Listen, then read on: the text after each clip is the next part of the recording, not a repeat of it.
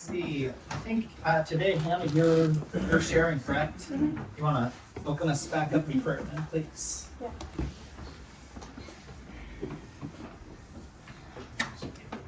Lord, for another week that we can gather together, I pray that as we share with each other and hear from one another, that you would move through us and we would not be opposed to your move. Pray that you would not hinder your work in any way, but be supportive of and help it. And thank you for this time that we get to be together. Amen. Okay, well, we are coming pretty close to wrapping up this next book, but before we jump in, a few questions to consider. First one, how many of you would say, at least in part, you can identify with Judah Ben-Hur? A little bit. Go ahead and put your hands up nice and anyone who's willing to share and share in what ways do you identify with the character? For me, it was earlier on in the story, kind of in his ambition for life and like what he wants to do and become. I think that's something that I think I call it a struggle in my life and things that I aspire to do. Not that those things are wrong, or maybe not that those things are not God-led, but I struggle with my own effort to put it into initiation in my life. And in that, I kind of saw a similarity for Judah and his ambition to go and to be and to accomplish. And then obviously the way the Lord kind of shapes life and has things go. But that's kind of the way there's similar things going on in my life with the story and that character. So. Okay, thank you. Someone else? I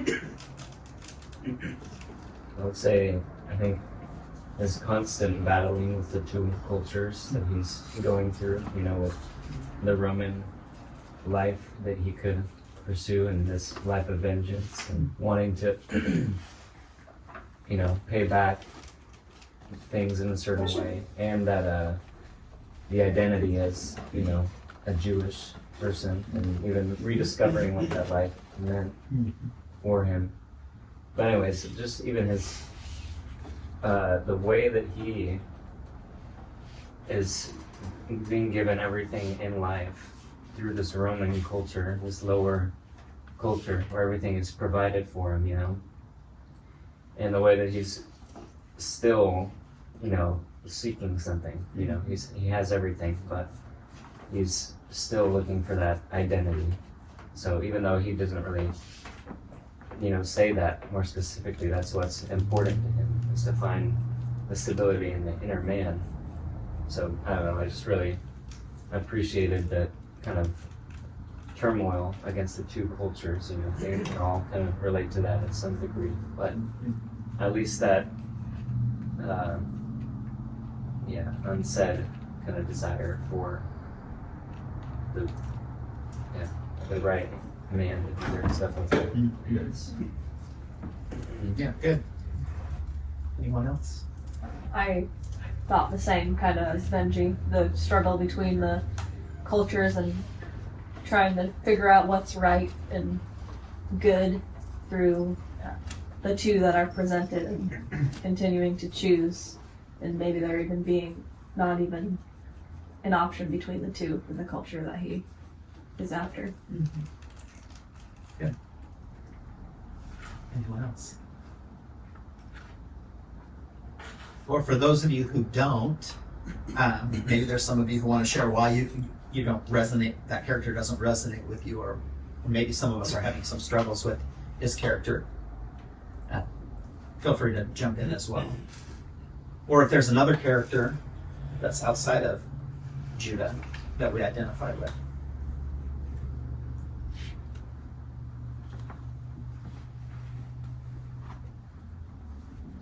I think just considering both Messiah and Judah, I think within us there are both sides in a way.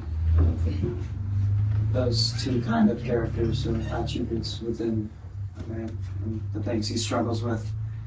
Anything that is opposed to the man of God within us is, well, I guess Judah and Messiah are both opposed to that in some ways, but I think Judah is kind of on his way.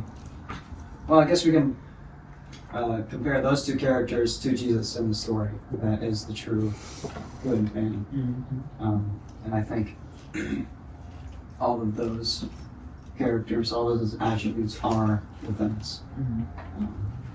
So I think, in a way, I can compare things within me to all of those characters. Some more than others, but For me, it's been, I guess, less about Ben-Hur's personality, and more of like the way that life has treated him. But obviously, I have not been in anything as dramatic as his circumstances. But it's just more so how things he's kind of whisked into things, like in spite of himself. But like he tries to make the best, I guess, out of what does happen to him. But not in such a way that he has like a grip or even an understanding on or of his circumstances.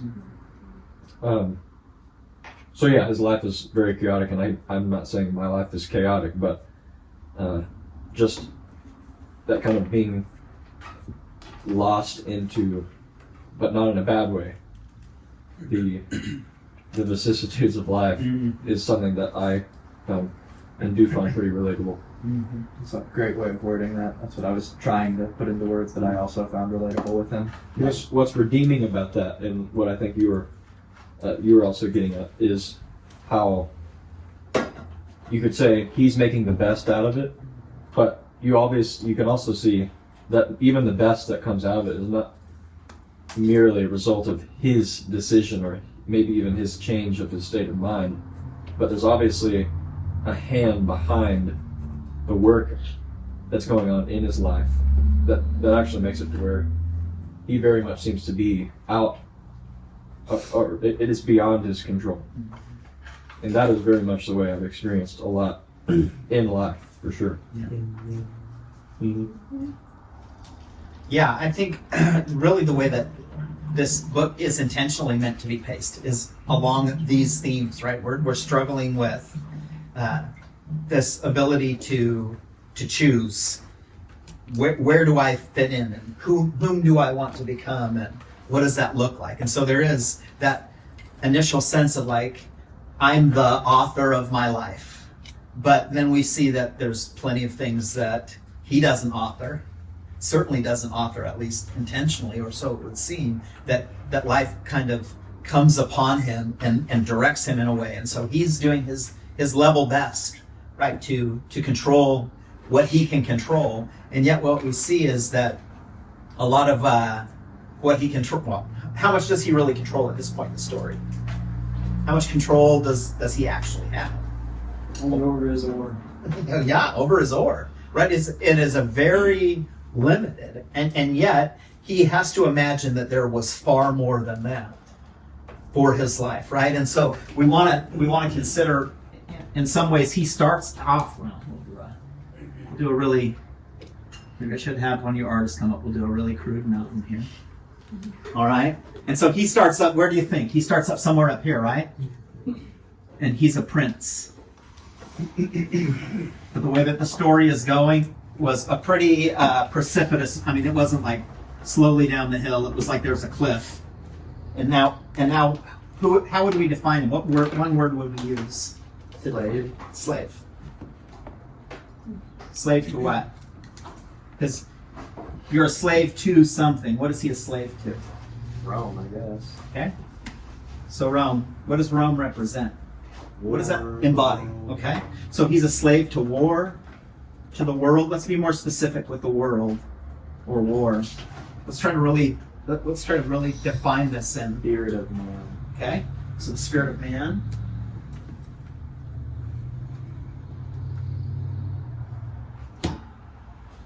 And this is created in him. What I heard Elijah say is he's a slave to his own desires. That has not escaped him, right? Even though he's a slave to Rome and he's literally paddling the oars, he's really still a slave to what he wants out of life and what he's going to do to control his own life. And right now we see at least the hints to the ways that he's going to control his life is for what purpose or what end? Revenge. And that's something that is sourced within him. And so we see really clearly, right, that this is the dramatic shifting that the author wants us to see, right? And that's what at the first part of this book was kind of alluded to, right? With Antony and Cleopatra, that there's a way to get power, but there's this precipitous drop, and you have to be very careful. There's the nature to which pride comes before the fall. And so what we see in the life of Judah Ben-Hur is that, here he's kind of living that idyllic life, right? He has his mother and his sister. His father has made a good name for the family. They're a wealthy family. They're structured within Judea in relative peace and harmony. They don't certainly experience maybe some of the hardships that others might. And of course, this is somewhat the point.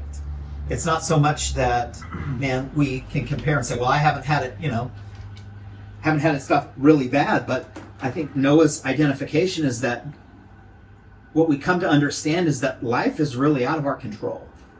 As much as we can plan for things and as much as we can set our way towards things, there is a bit of the story that is, really all of the story, which we're not authoring, right? Your life, in fact, is not really an autobiography at all. There's choices that you make, but those choices are kind of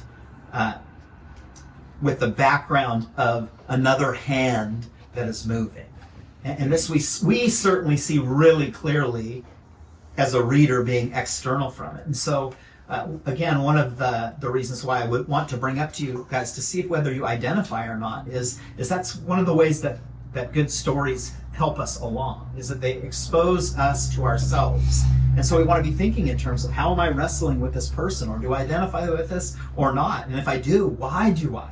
What is it about him or this experience that he's going through that is informing me? And if I don't, why not? Is there something that I just don't relate to the story at all? And that's fine too. But again, these things should inform the way that we read, because after all, hopefully what you get from this is not just that you've read another book, but that there's something that I think is at work to kind of inform us, give us some instruction on it. And what I find really helpful, anyways, about reading sometimes is that when it's not personal to me and somebody else is experiencing it, it's a lot easier to come to the truth of what goes on in me.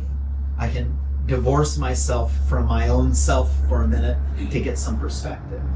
And so this was intentional, right? The prince falls to a slave, and he finds himself in the galleys. But he is he the same as every other slave?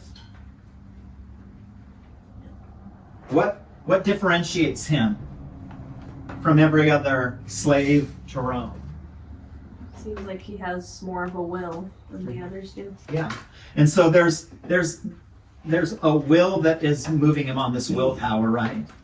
And as we've identified, is that sometimes in the modern construct of life, we think in terms of willpower as being a really positive thing. You should have the willpower to overcome, to persevere. But is that entirely a positive for Judah?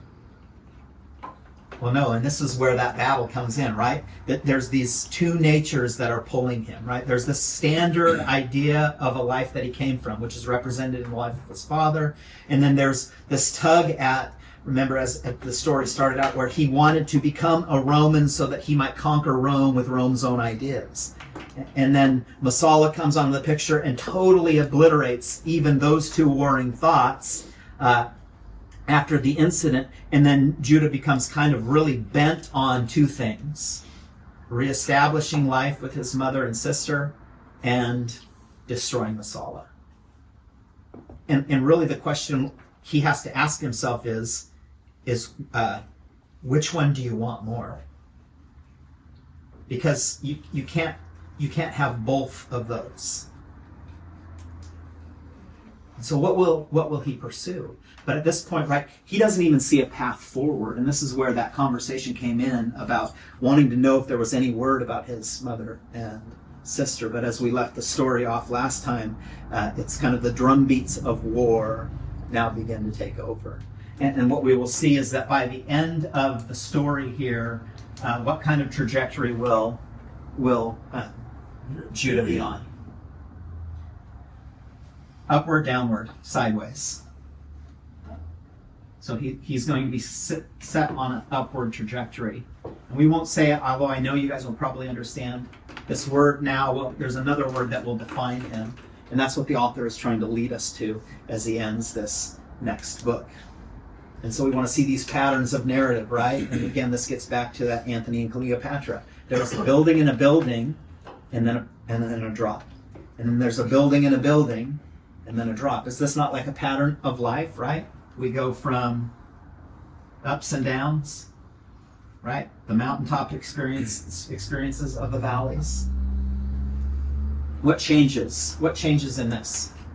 Mountaintops from valleys. What differentiates? What is a mountaintop experience? Height? Yeah. It's a perspective. Perspective. So what's a valley experience? Darkness. What should change within the heart or the mind of a man, whether he's here or here? It changes where you want to go, right? Okay. Does your character change?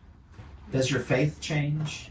I actually don't even know if where you want to go changes, because I feel like that the height of a mountain and the depths of a valley, both of which, I mean, if you're viewing that literally, come as a byproduct of going forward. To want to go forward does not change, and to be up in a mountain or down in a valley, that's simply fate. Mm-hmm. Those are the things you can't worry about controlling. Mm-hmm. And so this is one of the dynamics that he is actually working out here, and it's a question that's going through all cultures at all times, right? And it's this idea or this concept of the. I mean, we even learned a little bit about this with Man's Search of Meaning, about our ability to choose, right? It's to choose certain things. But really what he's trying to get us to wrestle with is this concept that it's not really about where, and this is cliche, where we are going, but how do you think that will finish? It's not really about where we are going, but And how we're going? not even how. Why? Who? But who is leading us? And this is something that Lew Wallace is fixing through one person that lingers in the background, right? Because I would say, yeah, that you shouldn't change, right? You should, as a person, you shouldn't change when circumstances are of great benefit and you're on the highest peak. Like every experience in your life, things are going really well. It's all happening for you, but then you shouldn't change as a person fundamentally then when you're in the valley either. That shouldn't alter who you are, right? That shouldn't change your identity. But the person who is really focused on where they're going, right? What they would see here, down here is what? Maybe they would measure their life a certain way. If it's all about a destination that they have in mind, whatever the imagined destination is, they would feel like, man, I've fallen really, really short of it.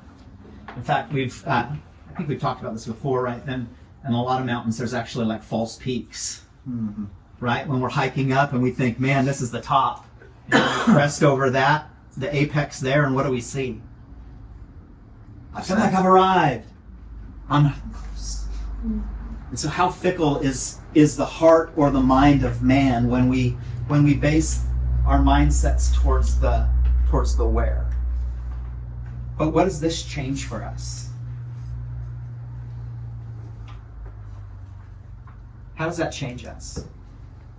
Because if who is leading us is important, then what we will understand is that if we are here, who has placed us here? The guide that's leading us. And if we are here, who has brought us here? The guide. Well, let me ask you again. I think we know the answer to this. Who is leading us? Who is leading you? The Lord. I would think that's the right answer. Let me give you a really honest answer from me. My hope is it's the Lord, but I fear oftentimes it's myself. And this is the battle that Judah is faced with, right? He has to, if he's going to progress, he has to overcome what? Himself. And this is, of course, hopefully the lesson that he's going to gain. But one of the reasons why he's still struggling is that he has not fully come to an understanding of who he is, much less who is leading him. And in fact, this whole book here is really wrestling with these themes. Again, he might ask this question. Remember, he asked it of his mom. Who am I to be? What am I to become? Right? He's thinking about destination. He's not thinking about the process by which one comes into maturity. And he's still wrestling with this, although he's found a little bit of an identity in what? In being a slave to Rome. But is that the proper identity that he has? No. And we see that play itself out, do we not? Even in his mindset. So even though he's kind of settled, because he has to, life has forced him to settle for being a slave on a galley ship. But he has made the choice within the way life has taken him to do what? To be faithful. To be faithful in the place of his captivity. One of my favorite historical persons is St. Patrick. He's one of my favorite. I think I was raised Irish, so St. Patrick's Day was always a big deal. But how many of you actually know the real story of who St. Patrick is? Somewhat. His given name, his government name, is Mewan Sakat. He is actually not Irish at all. He's English. And what actually led him to Ireland was that he was captured when he was really young. He was actually taken into slavery into Ireland, where all of the pagans worshipped their gods and treated him really poorly, until one day he decided he was going to make a break from it. And so he ran all the way across the expanse of Ireland, found a ship, and made himself all the way back to England, where he had a radical transformation and came to the Lord. He then believed that he was called by God to go into the priesthood. And after he became a priest, he heard God say really clearly that he was to go back into the land of his slavery. And so by this time, Mewan, now Patrick, went to Ireland to profess who Christ was in the very place that he was marginalized and abused. You see, what had shifted for him was he came to an understanding that he wasn't a slave, and he wasn't who he was even before becoming a slave, but there was something different about the way that his life was meant to be lived out. In this way, he was one of many examples throughout all of history of somebody who didn't worry so much about where he was going, but a conviction about who was leading him. Because, right, you don't go back into the land of your slavery by the conscious choice of your own will. It is really something that is a leading, right? Because he's going back into all of the worst parts of his life. And even in this sense could have been caught up again in the same kind of lifestyle. And so we're seeing all of these things play out in all of these stories, right? That there's this tension that the author wants to build for us. And the question that we might want to ask ourselves is, if we were in that position, how would you live? Whom would you be? Would you be like Judah? Would you be somebody who excels in the midst of your slavery? Or would you be like the countless others who are likely just biding their time and looking for an opportunity? In fact, what we know historically is that when it comes to war, this was like one of the best opportunities for the slaves to be freed. What ways could slaves be freed in war if you were on the galley and you were in charge of the oars? What are some options for freedom? How do you find or obtain your freedom there? In war, Yeah. if you get injured, like you could take go home, I guess. No, not if you're a slave. Slaves. Oh, slave. I'm sorry. No, that's it. You Yeah, get sold. yeah. No, for a slave. Yeah, for a soldier maybe, but for a slave here, But it's taken out. death. Yeah, death is death. You're free. You're free of what? Your chains, right? But what is another way? And it's alluded to here in these last few chapters. Enemy pirates take the ship. That the enemy actually wins, and then you're free from what? Your captors. The captors. But what do you then become for the people who capture you, right? And so really your freedom is from this place to that place. And in some ways, what they're wrestling with is like, if only I could get off this ship, there may be hope for me yet. And maybe if I'm really fortunate, right, like I get captured by the pirates or whomever, and then I get placed somewhere else that's a little bit more favorable than on a ship. But see, we see that whether it's Judah Ben-Hur or whether it's the other slaves, they're all anticipating what is next, where am I going? Well, that's not too different either from Quintus Arius, right? He's also imagining what? Victory, how to navigate things and manage things. Our life is very much set up for this question, where when really I think a more foundational way to perceive things is who. Who is it that's leading us? Who is it that's guiding us? Because if the who is settled in the right way, right? And the who, I mean, the who has to be a good thing. But if we're talking about the Lord who is leading us, right? And if the Lord is faithful and the Lord is good, and if He has a purpose in mind, and if He has a plan in mind, then the places that He takes us will be what? They will always be right for us. Whether they are the mountains or the valleys is of no concern to the person who is focused on the who. Because if you're focused on that, right, when you're in the valley, what does that inform your life to say? Okay, Lord, what is the opportunity? What is it that you want me to learn, to see, to be, to do, right? Instruct me, Lord, in this place. What is the purpose here? Right? It's not wishing to be back up here. It's being settled in where you're placed. Okay, so one of the questions that we're going to ask is ultimately who ends up at the end of this book victorious? Who is the victor here? All right, let's open up to chapter 5, the sea fight. It says this at the very start of the chapter. Every soul aboard, even the ship, awoke. Now, again, he's pulling back on these themes from earlier about there's to be an awakening, right? So when we see that, particularly when an author personifies an inanimate object like a ship, what does that mean? That the ship awoke. That everyone was ready for something, right? There's a transitioning that's taking place from sleep into awareness. Officers went to their quarters. The Marines took arms and were led out, looking in all respect like legionnaires. Sheaves of arrows and armfuls of javelins were carried on deck. By the central stairs, the oil tanks and fireballs were set ready for use. Additional lanterns were lighted. Buckets were filled with water. The rowers, in relief, assembled under guard in front of the chief.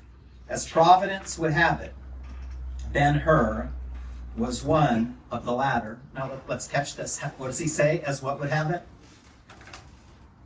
Providence. What does that mean as Providence would have it? Fate, luck. Fate, luck. Okay. The will of God. The will of God. Yeah, and so it really matters on how we perceive that. When it's used in old writings, providence, it's always here. It's capital P, right? And so this is alluding to God, right? And so again, what is the author really trying to drive home to us? Is he trying to drive home that that Judah Ben-Hur has control over his own destiny and his own life? Is he trying to communicate that Rome really has a lot of power? Or is in the backdrop of this struggle, is he again leaving breadcrumbs to a greater story here? Who is leading you? Who is leading Judah here? Now, again, this is critical. What did Judah want before the incident? He wanted to be enlisted into Roman war so that he might learn the lessons from Rome and then turn it against it. And now he is where? In a galley ship, about ready to fight a war for Rome. And so he's getting actually exactly what it is that he wanted, but not at all in the way that he wanted it. He's experiencing, like many of us do, the providential hand of God that works in ways that are not always comfortable for us. As Providence would have it, Ben-Hur was one of the latter. Overhead, he heard the muffled noises of the final preparations of the sailors furling sail, spreading the nettings, unslinging the machines, and hanging the armor of bull hide over the sides. Presently quiet settled about the galley again, quiet, full of vague dread and expectation, which interpreted means ready. And so the battle is set, right? There's all of this anticipation. People are getting into their places and people are set. And again, we have to understand this from the backdrop of the previous chapters. Ben-Hur was a man who was ready. But not readied in the sense that it's even alluding to here. Not just that he was in his right position, but he was postured in what way? In the right position in his heart and in his mind. And this is what, again, will differentiate him between many of the other galley slaves. There's something different about what's going on within him. And possibly not something that he is fully yet aware of. Although he has a vague understanding that he is somebody who is to be set apart. Moving over to the next page here. In the situation, time is inappreciable, so that Ben-Hur could form no judgment of distance gone. At last, there was a sound of trumpets on deck, full, clear, long blown. The chief beat the sounding board until it rang. The rowers reached forward full length, and deepening the dip of their oars, pulled suddenly with all their united force. The galley, quivering in every timber, answered with a leap. Other trumpets joined in the clamor, all from the rear, none forward. From the latter quarter only a rising sound of voices in tumult heard briefly.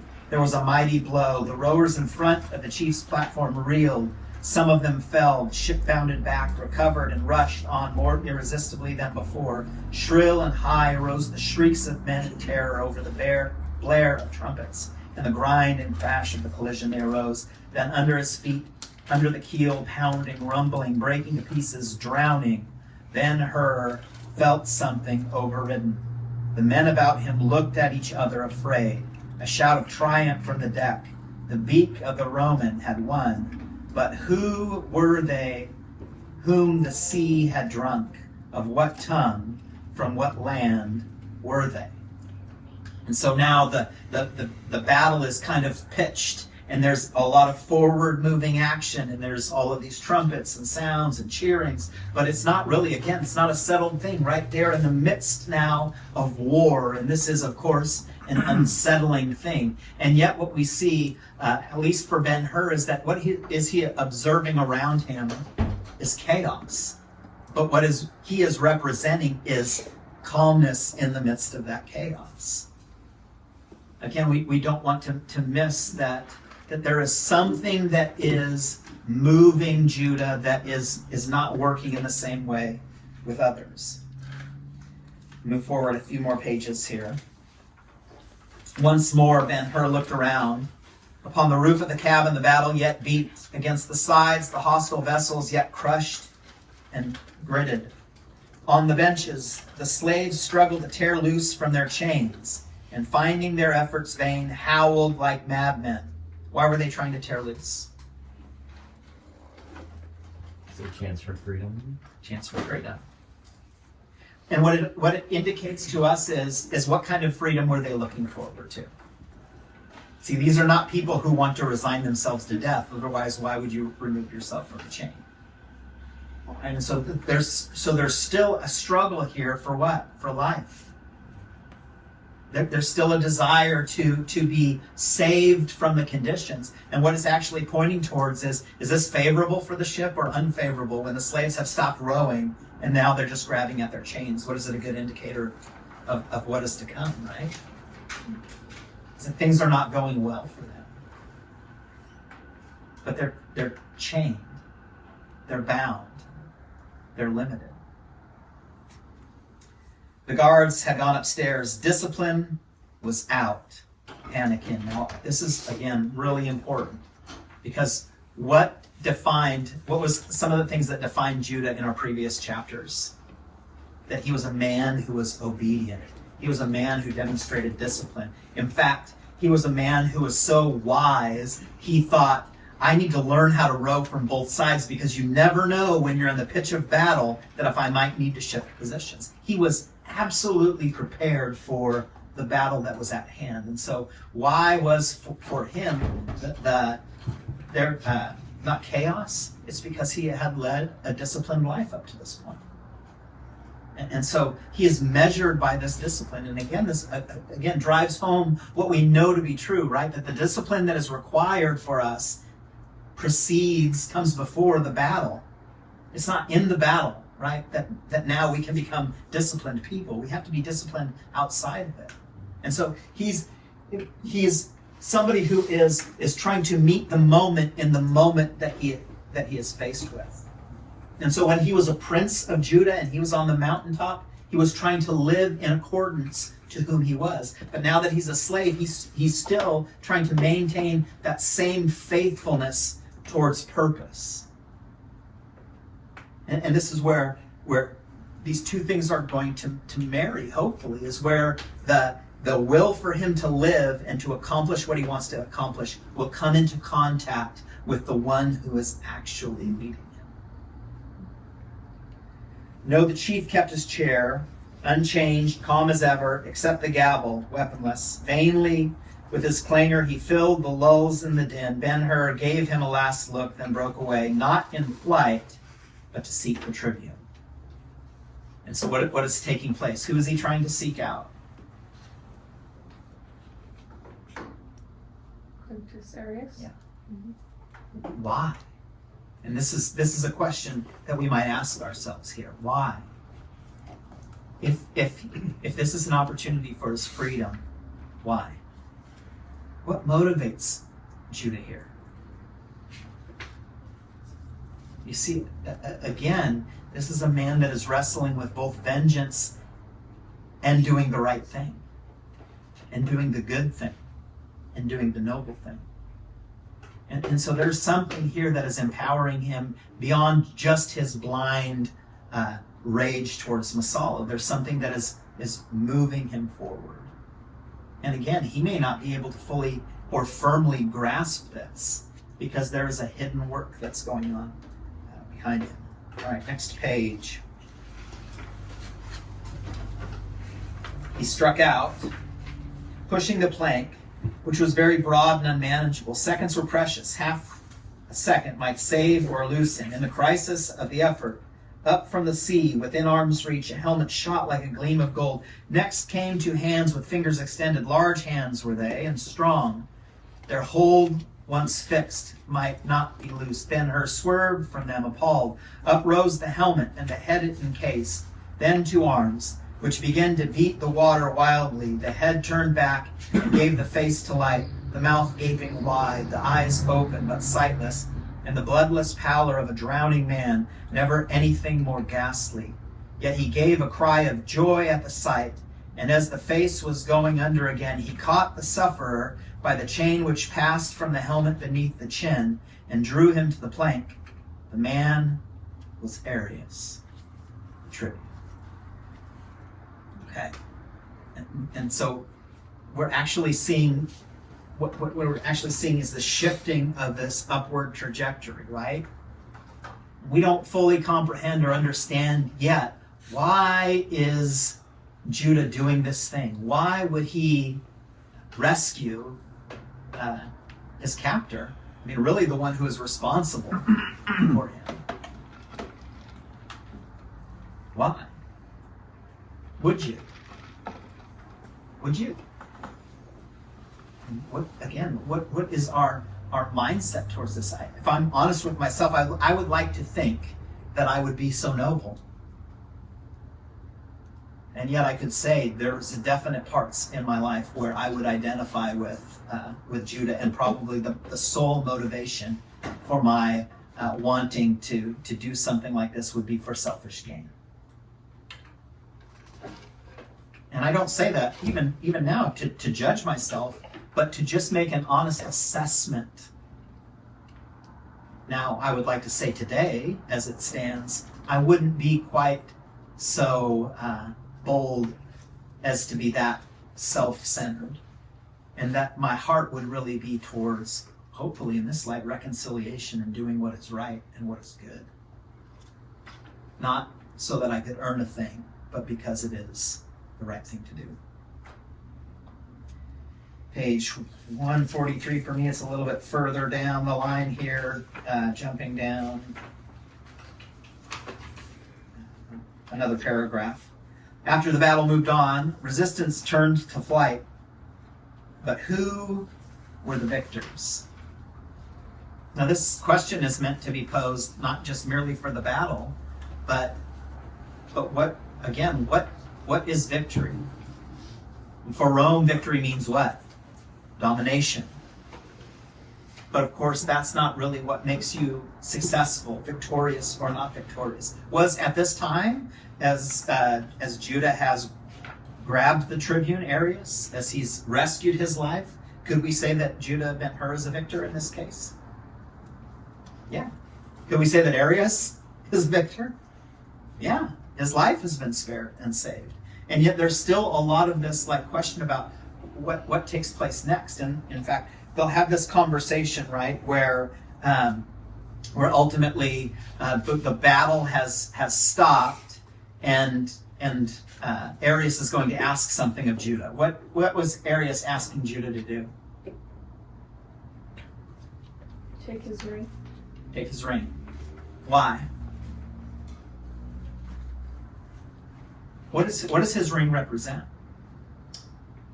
His house. His house. And what does his house represent? The authority. The authority. Yeah. And so this is a major shift here that's taking place, right? Is Arius treating Judah like a slave?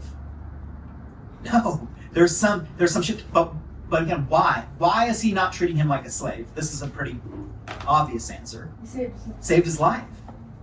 And so we will say in this light that Arius feels indebted to Judah. But even though he feels indebted to him, doesn't mean that he had to give such a thing as the authority of his house. What is Arius' mindset here? Well, still what's at play within the heart and mind of Arius is his thinking about, I may not get out of this. And so if I'm going to die, and it's very clear I still could die, I'm at least going to give the man who saved me at least a hand up. But it goes even beyond that, because as we'll find out, who did Arius know that Judah knew well? Judah's father. And so there is already a paternal affection that we see building from Arius towards Judah. And of course, for him to say that he knew his father means to say that as he's observed Judah's life, what kind of life has Judah demonstrated? Well, the same consistency and fidelity and faithfulness that was seen in Judah's father. And so there's a quality that Arius recognizes in Judah's life as a slave in the valley, the way that he's holding himself, the conduct that he has. And so here at this moment, he's giving his ring not so that he can give all of what he has over to him, but at least initially, there's this thought of at least, no matter how this shakes out, if you get back to Rome, you'll have at least a measure of authority. handed on to you. You won't be treated as a slave again. You won't go back to it. You've managed your task well, and you've earned the right to come above that station. And then we see it play out, right, where they're looking out over the waters, and what begins to happen? All of these boats, and then there's this question, right? What kind of boat is it? Because what's going to happen? If it's the enemy, what does Arius say is going to happen if it's the enemy?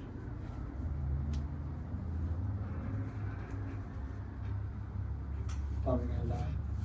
Yeah, he's going to die, right? Arius is saying, I'm certainly like, and this is what I'm asking of you. I'm giving you my ring, which some of that is like when I place my ring on you, it's a covenant that I'm making with you that you will perform this task that I'm asking you to do. So if we find out that it is an enemy vessel, I want you to do what? I want you to drown me. I would rather be dead than captive. Now, notice how there's the juxtaposition. The slave is now being positioned to be somebody who is in control of the master in this life. And the master is unwilling to become what Judah is. And so he's right. He's still, Arius is trying to take matters into his own hands. He's still very much at the whim of what he would say is the gods, or what he would say is fate. And so this, again, we're drawing out here the difference between how the world is perceived between Judah and Arius. Arius is a victim of circumstance, and so is Judah. But there's something in the background of Judah's mind that is leading and guiding him and causing him to still remain faithful to the task. Moving to the next chapters here. And we see that ultimately they are rescued, right? The ship comes in, it's to their salvation, everything works out. It seems pretty favorably here for Judah. And then we get to this place, it's about 2 pages into your chapter here. It says, "In the 3 years of my servitude, O tribune, thou wert the first to look upon me kindly." And so we get an indication on why did Judah rescue the tribune? Because the conduct of the tribune towards him. And so this is something that is reciprocated.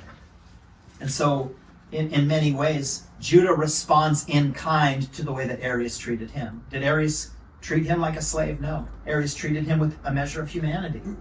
But then and this is really critical, right? But then he says, no, there was another. And so where's his memory going back to? Well, What's that? the well. The well. So again, we want to catch how critical this is. Because there's something that has taken place in his mind now to remember this 3 years later. The voice dropped, the eyes became human, and he saw plainly, as if it were then before him, the face of the boy who helped him to drink by the old well at Nazareth. It was as if he was back in that place and time, face to face. There's something that Judah cannot shake free from here. At least he proceeded, "Thou wert the first to ask me who I was." You see, the same struggle is going on with Judah. Who am I, right, as a person? And see, this is fundamentally what's going on here, is that to be in the galley, this is what you're defined as. And the slave here, and we saw this, has no name, he has a number. We've seen this throughout human history. Right? How many of you have seen the play Les Mis, or you've read the book? Before Jean Valjean is Jean Valjean, what is he? 24601. 24601. 24601. Right? That's his, and there's this, again, this wrestling between what? I'm a slave, a servant, But no, I've been given, there's a real name, a real person that I have. The same for St. Patrick, right? This is who I was. This is what I experienced. Now this is who I am. Who is the one who defines who you are? We talked about this before. It is the Father. Now, let's see again how is this going to play out for Judah here? If the trajectory is shifting, he's no longer going to be a slave, but he's going to have to become something else. Another page over. Then Arius opened his eyes and threw off his calm. Thank thou thy God, he said to Ben-Hur, after a look at the galleys. Thank thou thy God, as I do my many gods. A pirate would sink, not save yon ship.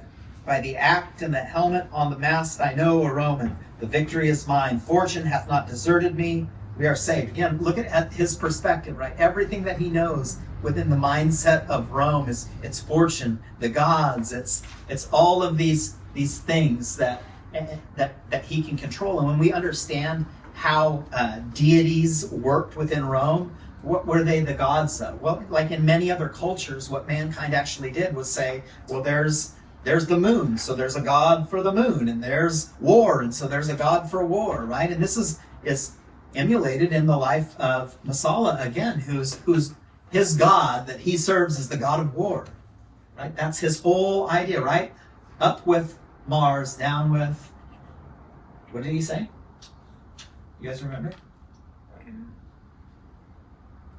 Right, up with war, down with love, right?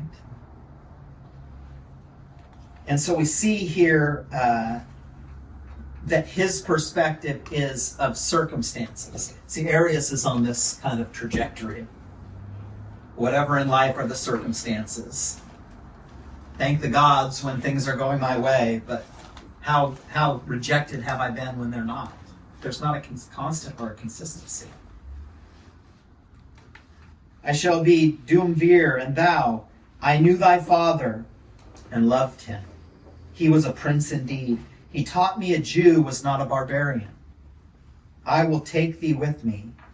I will make thee my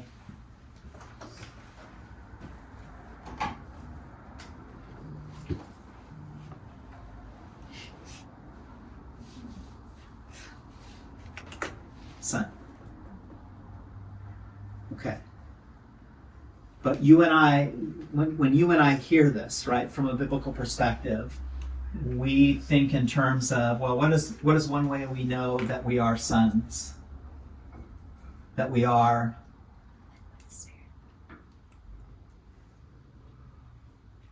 led by the Spirit?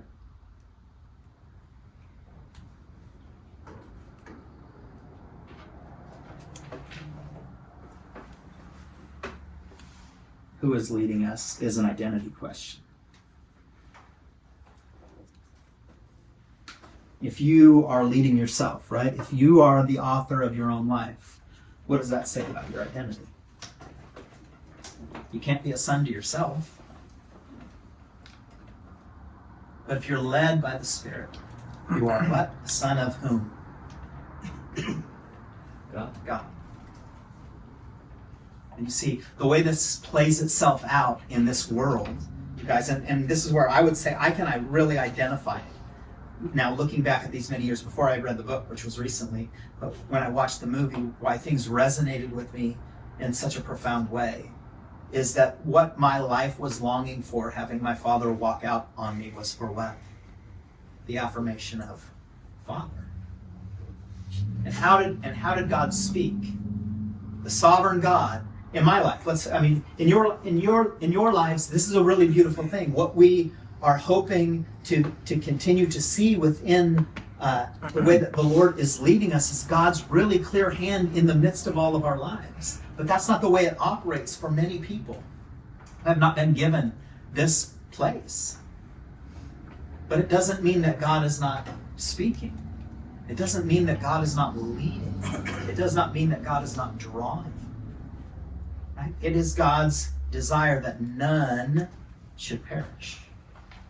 but as a father, he's trying to do what? To bring us into the fold. So what does that mean then for you and I who are positioned in God's house, right? We don't have to fall back into this way of thinking. But Paul talked about this, right? As he understood sonship, right? No longer are we slaves to what? Sin. No longer are we slaves to sin. And this is the wrestling before chapter 8 of Romans, which talks about this. It's this chapter 7, right? Where the things that I don't want to do, those are the things that I practice. Man, I'm just like, I'm pulled on these both sides. I'm struggled. These things are things that are working out in me, and I'm not sure always why I do the things that I do. And there's kind of this life is kind of happening to me. And there's something that is required of me. But that's this question again. Who is leading you? I will take thee, my son. Give thy God thanks, and call the sailors haste. The pursuit must be kept. No robber shall escape. Hasten then. And so then we leave off here at the very end. Last paragraph. Speedily as opportunity permitted, the adoption was formally perfected. And so adoption is a legal binding thing. It actually is, it goes far beyond, we don't have time to talk about today, maybe in the future. But biblical concept of adoption is something that is there's a lot of nuance and power and dynamic to it. But what is taken on to the Son is what? The authority of the Father, the name of the Father. And so he is then brought fully into the Father's house. This is what's taking place. And in such manner, the brave Roman kept his faith with Ben-Hur, giving him happy introduction into the imperial world. Now, this is exactly what Ben-Hur wanted. He is accomplishing the where do I want to be, right? This was a 5-year plan. He accomplished his 5-year plan in 3 years. All it took was almost killing someone, becoming a slave in a galley ship, and then having to rescue a guy. Plans accomplished, right? But he had no control over any part of that. This month, succeeding Arius' return, the Armistium. So that's a real big fancy Roman thing, and it's really critical because they'll look at it again. Armistium is actually a giant event that would take place. What it meant is it was the close of the season of war, and it was then a place where that they would purify all of their weapons, put them into storage for then the next season. This feast that they would have actually mirrors the Feast of Tabernacles in late September, early October. And so while most agrarian cultures, which Hebrews were, right, that the Feast of Tabernacles, there it is agrarian, meaning it was based around agriculture, right? And they're looking back to thank God for the harvest, and they're looking forward to thank God for the harvest that is to come. What is happening in Rome, right? And we want to think about this in terms of the difference is between Judaism and Rome. What Rome was thanking God, their gods for was what? Victory in battle. And what they would be thanking him for in the many gods in advance for is what? Victory in battle. There's these two really differentiations. But what takes place within that is similar. There's this concept of renewal or purification. Now this would be really critical, a time for Judah to be announced, because what it is actually announcing is somebody who is transitioning from somebody who is merely a tool to be used at war, but a son who has been purified into a house of nobility. He is returned back to the place of princehood. One side of the structure was taken up with military trophies, among which by far most conspicuous was admired were 20 prows, complemented by their corresponding uplustra, cut bodily from many galleys, and over them, so as to be legible to the 80,000 spectators in the seats, was this inscription, taken from the pirates in the Gulf of Euripus by Quintus Arius, Dumum Vir. And so we see that Quintus is getting all of the praise. And yet, what did he do? Not much. Right? But his name is established even more in the minds of all of those who would be. But what has changed is that now Judah stands with him in the same authority. This is actually really favorable for Judah Ben-Hur's life. And that's where we'll leave the story until next week. You should have the next book completed. And we will hand it over to Hannah. It's book 4 completed? Book 4 completed by next week. Yeah. Hopefully, Hopefully started already, yeah. Okay. The interaction I picked is in Mark 9. I'm going to start in verse 14 for context. When they came to the other disciples, they saw a large crowd around them and the teachers of the law arguing with them. As soon as all the people saw Jesus, they were overwhelmed with wonder and ran to greet him. "What are you arguing with them about?" he asked. A man in the crowd answered, "Teacher, I brought you my son, who is possessed by a spirit that has robbed him of speech. Whenever it seizes him, it throws him to the ground. He foams at the mouth, gnashes his teeth, and becomes rigid. I asked your disciples to drive out the spirit, but they could not." "You unbelieving generation," Jesus replied, "how long shall I stay with you? How long shall I put up with you? Bring the boy to me." So they brought him. When the spirit saw Jesus, it immediately threw the boy into a convulsion. He fell to the ground and rolled around, foaming at the mouth. Jesus asked the boy's father, "How long has he been like this?" "From childhood," he answered. "It has often thrown him into fire or water to kill him. But if you can do anything, take pity on us and help us." "If you can," said Jesus, "everything is possible for one who believes." Immediately, the boy's father exclaimed, "I do believe. Help me overcome my unbelief." And kind of that line when he says, "I do believe," but then he says, "Help me overcome my unbelief." It's kind of something I've been feeling recently, just like with doubt and like, because I'll have like irrational doubts, I guess, where I'll just like doubt, I don't know, just like the faith in general. It doesn't make sense. Like, it doesn't make sense because I do believe, but then I guess I do still need like the Lord's help to help overcome my unbelief. And the time I think I had shared it in like a Wednesday meeting, like a long time ago, like in September, and it had been like confirmed that other people were feeling the spirit of unbelief, and it kind of encouraged me, and I don't know, kind of confirmed what I've been struggling with, but it's still a thing that like comes up recently, so that's why it stood out to me. I think that's all. Thank you. Yeah, what is Jesus working in the heart of that man? It wasn't merely just so that he could be there to heal his son. He was there to minister to bring him into a deeper understanding of who it is that guides us, right? And this is why it feels for all of us. And thank you, Hannah, for sharing something that I think is common to a lot of people. You're not on an island, you're not alone here. The doubts that we have. But the Lord is doing what? He's ministering to bring us to a place of surety. Well, that place is often answered in the place where we are unsure. But it's the how we doubt that's real critical. I know I've talked about this before, but it's the difference between John the Baptist's father, Zacharias, and Mary, the mother of Jesus. They both said the same words to the angel that came. How could this be? One is silenced, the other is called blessed among women. And it was the way in which they doubted.